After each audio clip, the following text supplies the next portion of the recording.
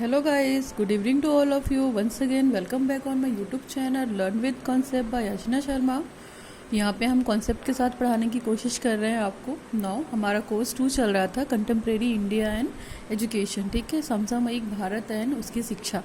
तो हम उसी के बारे में बात कर रहे थे। हमारा डायरेक्टरी प्रिंसिपल चल रहा था, ठीक है। डायरेक्टरी प्रिंसिपल्स मैंने पढ़ा दिए थे, उसको कैटेगराइज 3 भागों में किया गया था, सारी डिटेल्स आपको बताई थी, ठीक है। सोशलिस्टिक लिबरल प्रिंसिपल हो गया था आपका, गांधीज़म प्रिंसिपल हो गया था, इसके बाद लास्ट वाला लाइबरल हो गया था। तो डायरेक्टिव एलिमेंट्स में जो डायरेक्टिव प्रिंसिपल ऑफ स्टेट हैं, ठीक है, तो उसमें क्या था आपका 36 से लेके 51 तक के आर्टिकल्स भी पढ़ाया मैंने आपको, पूरा फुल डिटेल में पढ़ाया। आपको कोई भी दिक्कत हो रही है तो आप उस वीडियो को देखिए और मुझे कमेंट सेक्शन में कमेंट कीजिए। मैं कोशिश करूँगी कि उन प्रॉब्लम्स के सोल्यूशन दूँ, ठीक है। और बाकी इस वीडियो को देखने से पहले आप ये प्रीवियस वाला वीडियो ज़रूर देखें, अदरवाइज़ आपको directory principle of state policy समझ में नहीं आएगा कि हम यहाँ पे क्या बात कर रहे हैं, ठीक है। तो आज का टॉपिक स्टार्ट करते हैं।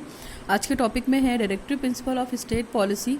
तो हम यहाँ पे फीचर्स की बात करेंगे, ठीक है। फीचर्स क्या हैं उनके, उसके बारे में बात करेंगे। तो उससे पहले आपको मैंने बताया था प्रीवियस वाले वीडियो में, अगर आपको याद होगा तो मैंने बताया था कि ये पार्ट 4 से लिया गया है, ठीक है।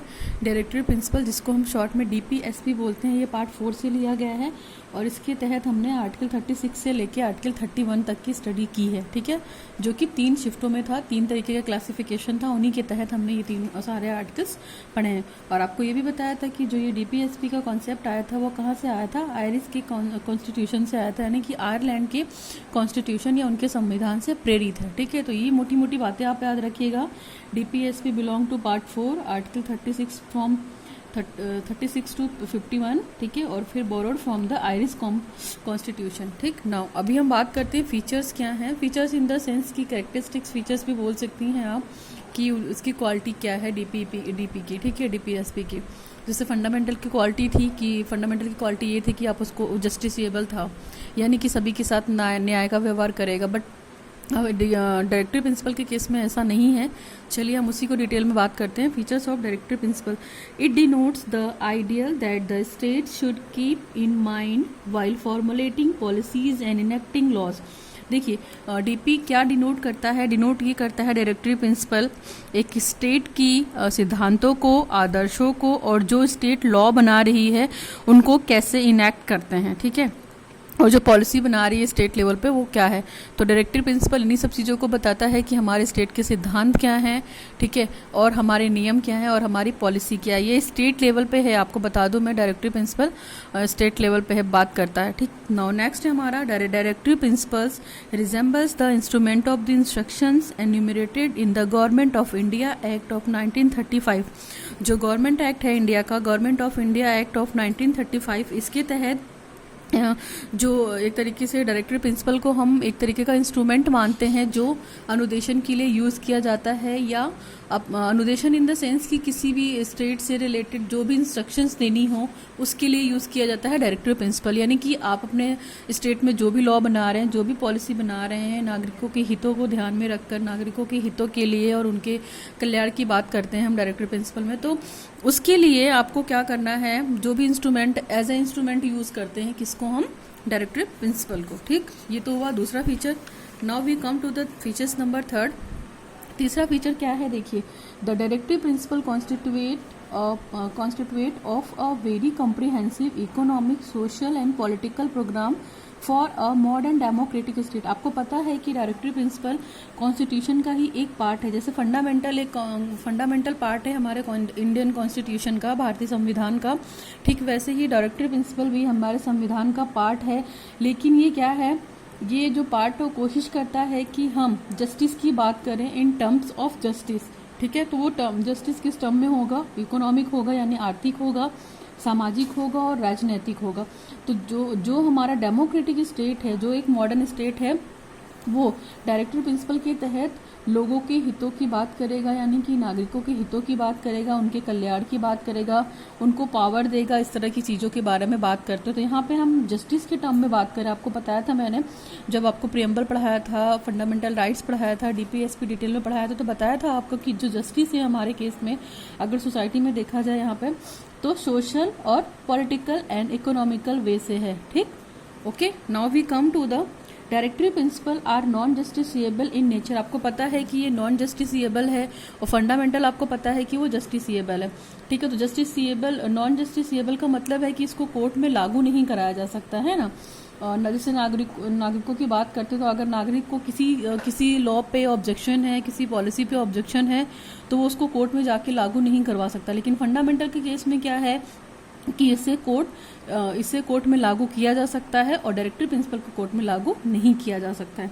नेक्स्ट है, it helps determining the constitutional validity of a law. ये क्या डिटरमाइन करती है कि जो हमारा संविधान है, जो हमारे लॉ की वैलिडिटी है, उसको डिटरमाइन करती है कि जो लॉ या नियम बने हैं जनता के हितों के लिए, वो किस हद तक मतलब अच्छे हैं, वैलिड इन द सेंस कि अगर हमने जनता के लिए बनाया है तो वो लॉ जनता के लिए फिट बैठ रहे हैं या नहीं बैठ रहे हैं। तो इसके रिगार्डिंग भी बात करता है कौन, डायरेक्टरी प्रिंसिपल। नेक्स्ट है, the supreme court has ruled many times that in determine the constitutionally of any law. देखिए सुप्रीम कोर्ट में क्या हो सकता है, सुप्रीम कोर्ट ये बात देख सकती है कि जो संविधान के द्वारा कोई भी अगर लॉ की अवहेलना की जा रही है, ठीक है, तो उसके बारे में वो बात कर सकती है। लेकिन सुप्रीम कोर्ट क्या एक ऑर्डर दे सकती है, एक नियम बना सकती है कि हाँ इस लॉ को स्टेट को ऐसे लागू करना चाहिए या ऐसे फॉलो करना चाहिए, लेकिन कोर्ट में उसको फॉलो नहीं किया जा सकता। ठीक है, न्यायालय उसके लिए कुछ भी वो नहीं करेगी। नेक्स्ट है हमारा, if a court finds that the law in question seeks to give effect a directory principle, court क्या करती, it may consider such as a law to be the reasonable in the relation to. Article 14 और article 19 को छोड़कर जितने भी ये directory principal हैं, आपको पता है कि कोर्ट में लागू किए जा सकते हैं। ठीक, लेकिन डायरेक्टरी प्रिंसिपल को नहीं लागू किया जा सकता। जैसे आर्टिकल 14 में क्या बात हुई थी, इक्वलिटी बिफोर लॉ, यानी कि सभी के साथ समानता का व्यवहार है। तो ये कॉन्स्टिट्यूशन ने बना दिया है, तो स्टेट लेवल पे भी जो पॉलिसी और रूल्स बनेंगे, जो रेगुलेशन बनेंगे, वो सभी के लिए समानता का व्यवहार रखेंगे, चाहे वो ऊंच नीच हो, चाहे किसी भी धर्म का हो, चाहे वो किसी भी जाति का हो, उसके साथ किसी भी तरीके का मेल फीमेल भी हो तो डिस्क्रिमिनेट नहीं किया जाएगा। ठीक, आर्टिकल 14 हमारा ये कहता है। आर्टिकल 19 हमारा ये कहता है कि वहाँ पे हमें 6 तरीके की जो फ्रीडम मिली थी, आपको मैंने बताया था, आर्टिकल 19 पूरा डिटेल में पढ़ाया था जब मैंने आपको पढ़ाया था कि डायरेक्टरी प्रिंसिपल होते क्या। तो आर्टिकल 19 में क्या था, आर्टिकल 19 में यही था कि 6 तरह की फ्रीडम मिली थी। सबसे पहली फ्रीडम तो उसमें आपको क्या था, बोलना था, ठीक है, स्पीकिंग करना था। उसके बाद स्पीकिंग करने के बाद आप एक रैली निकाल सकते हैं, लेकिन बहुत ही शांतिपूर्ण ढंग से निकाल सकते हैं अगर आपको अपनी बात कोर्ट तक पहुंचानी है, या राज्य तक पहुंचानी है, या गवर्नमेंट तक पहुंचानी है। इसके बाद एक आप सभा बना सकते हैं। ठीक है, सभा बनाने के बाद एक क्या कह सकते हैं, लोगों का ग्रुप बनाकर आप धरना प्रदर्शन भी कर सकते हैं, लेकिन शांतिपूर्ण ढंग तरीके से। उसके बाद अगर आपकी बात गवर्नमेंट नहीं मानती है तो आप पूरे राज्य में विजिट कर सकते हैं, आ जा सकते हैं, घूम सकते हैं। इसके बाद आपको जहाँ रहना है आप अपना रेजिडेंशियल भी बना सकते हैं, और रेजिडेंशियल बनाने के साथ जाहिर सी बात है, पेट है तो खाना तो खाएंगे ही, तो आप अपने खाने को चलाने के लिए, लाइवलीहुड को चलाने के लिए और अपनी रोजी रोटी चलाने के लिए अपने अकॉर्डिंग जॉब भी कर सकते हो। तो ये 6 तरीके के क्या थे, फ्रीडम दे, जो यहाँ पे मैंने रिवाइज करा दिए। ठीक है, तो ये अनुचित है एक तरीके से देखा जाए, और असंवैधानिक भी हैं, आपको पता है डायरेक्टरी प्रिंसिपल। ठीक, नाउ इसी से रिलेटेड कुछ और 1-2 टर्म है जिनको आपको पता होना चाहिए। Sanction behind the directory principle, सिद्धांत क्या थे इसके पीछे, तो उसके पीछे की जो बात करते हैं वो क्या क्या है देखते हैं।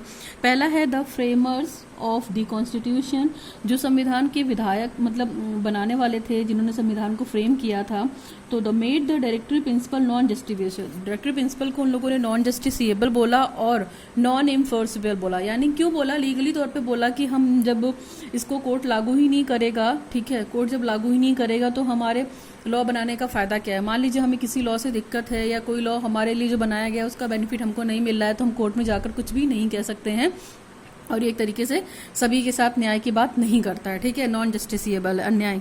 नाउ नेक्स्ट है हमारा the country did not possess the Safi. इसका रीज़न सबसे बड़ा जानती हैं क्या है कि इंडिया के पास जो फाइनेंशियल रिसोर्सेज थी उसका बहुत कमी था। ठीक है, बहुत सफ़र कर रही थी इंडिया, तो इसलिए इसको डायरेक्टरी प्रिंसिपल को इम्प्लीमेंट नहीं किया गया। The country did not possess the sufficient financial resource to implement the. राज्य को एक तरीके से इतना फाइनेंशियल फंड नहीं दिया गया गवर्नमेंट की तरफ से, या इतना फाइनेंशियल फंड नहीं हो पा रहा था कि वो डायरेक्टरी प्रिंसिपल के एलिमेंट्स को या प्रिंसिपल्स को राज्य में क्या करे, प्रॉपर तरीके से इम्प्लीमेंट करे। नाउ नेक्स्ट है the presence of vast diversity and the backwardness. आपको पता है कि इंडिया बहुत बड़ी कंट्री है और यहाँ तरह तरह के लोग रहते हैं ना, बहुत बड़ी डाइवर्सिटी है, विभिन्न अनेकता में एकता की बात करते हैं, तो हर तरह के लोग रहते हैं। और दूसरी चीज़ यहाँ पे बैकवर्डनेस बहुत है, अवेयरनेस की कमी है। ठीक, तो इसकी एक तो सबसे बड़ा रीज़न एक ये भी था कि पूरे जो लॉ बने थे डायरेक्टिव प्रिंसिपल को, उसको इम्प्लीमेंट नहीं कर पाए हम लोग। नेक्स्ट है हमारा the newly born independent Indian state. मान लीजिए इंडिपेंडेंट की बात की अगर हम बात करते हैं तो बहुत सारे व्यवसाय ऐसे थे जो कहाँ चले गए। जब इंडिया, मान लीजिए फ्रीडम इंडिया को मिली थी, तो उस समय मतलब जॉब वॉब के बारे में, जैसे ब्रिटिश कंपनी हट गई थी और ब्रिटिशर्स को भगा दिया गया था, तो इंडिया में पहले की जो फैक्ट्रीज थी वो सब क्या थी, बहुत ही बुरी दौर से गुजर रही थी। न प्रोडक्शन था, न कंजम्पशन था, न जॉब था, अनएम्प्लॉयमेंट थी, वुमेंस की कंडीशन बहुत ख़राब थी, मेल्स की कंडीशन भी बहुत ख़राब थी, और अनएम्प्लॉयमेंट तो इतनी ज़्यादा था कि लोग खाने के लिए मर रहे थे। तो उस समय की अगर हम बात करते हैं तो उसके हिसाब से उसकी कंडीशन, मेन कंडीशन क्या था, स्टेट पे सबसे बड़ा बर्डन था कि उनको हम किसी तरीके से उनकी बेसिक नीड को पूरा कर सकें। तो इसके लिए भी डायरेक्टिव प्रिंसिपल क्या हुआ, उसको इम्प्लीमेंट नहीं कर पाए ना, उसके रिक्वायरमेंट को फुलफिल कर पाए। ठीक है, नेक्स्ट है हमारा आर्टिकल 36। तो आपको बता दूं मैं, आर्टिकल 36 डिफाइन करता है स्टेट की डेफिनेशन को कि स्टेट क्या है। अगर आपसे आर्टिकल 36 कहीं भी पूछा जाए या आपसे ये पूछा जाए कि स्टेट की डेफिनेशन कौन सा आर्टिकल डिफाइन करता है, तो आप आर्टिकल 36 को बता सकती हैं। The legislative and executive organs of the central and state government. ठीक है, तो यानी कि जो विधान परिषद है और जो कार्यपालिका है आपकी, दोनों की अलग अलग गवर्नमेंट है, सेंट्रल लेवल और स्टेट लेवल की गवर्नमेंट को, दोनों का काम अलग अलग है। स्टेट लेवल पर उनके काम को बांट दिया जाता है, अलग अलग अथॉरिटी दे दी जाती है दोनों को कि अपने स्टेट को हैंडल आउट करने के लिए आपके पास ये अथॉरिटी है। नेक्स्ट है हमारा all local authorities and all other public authorities in the country. हमारे देश में जो लोकल अथॉरिटी यानी कि जो जनता के लिए नया बनाया गया है अधिकार और उसको यूज़ करने के लिए, और जो पब्लिक अथॉरिटी है, पब्लिक इन द सेंस कि हम लोग हैं, हम लोग के लिए जो अथॉरिटी बनाई, कंट्री ने जो अथॉरिटी बनाई है उसको फॉलो अप करते हैं। तो ये स्टेट वाइज है डायरेक्टिव स्टेट प्रिंसिपल। हर स्टेट की जो डीपीएसपी है वो अलग अलग होगा। ठीक है, जैसे अगर हम बात करते हैं अपने इंडिया में, तो इंडिया में 29 स्टेट है, तो हर स्टेट का अपना अपना डीपीएसपी होगा। ठीक है, जिसको क्या कर सकते हैं, कानून देखती तो है लेकिन उसको कोर्ट में पेश नहीं किया जा सकता है। कानून इसके लिए सक्षमबद्ध है कि हाँ ये जो लॉ बनाए गए हैं उसके लिए कोशिश की करे इम्प्लीमेंट लेजिस्लेशन करने के लिए, लेकिन ये प्रॉपर वे में सक्सेस नहीं हो पाता। आर्टिकल नंबर 37 नेक्स्ट है हमारा, these principles are fundamental in the government of the country and it shall be the duty of state। ये स्टेट की ड्यूटी है कि जो भी वो आर्टिकल 37 की जो बात करते हैं, तो मैंने आपको बताया था कि दीज प्रिंसिपल्स और फंडामेंटल, ये मौलिक अधिकार है एक तरीके से देखा जाए, लेकिन बस दोनों में डिफरेंस ये है, कॉन्स्टिट्यूशन में दोनों का अपना अपना प्लेस है। बस डिफरेंस ये है कि आप डायरेक्टिव एलिमेंट यानी राज्य के नीति निर्देशक तत्वों को कोर्ट में पेश नहीं कर सकते या कोर्ट में लागू नहीं कर सकते हैं। पॉजिटिव एस्पेक्ट है इसका भी, और नागरिकों को बहुत सारे आर्थिक शोषण से भी मुक्ति दिलाने के लिए लॉ बने हैं।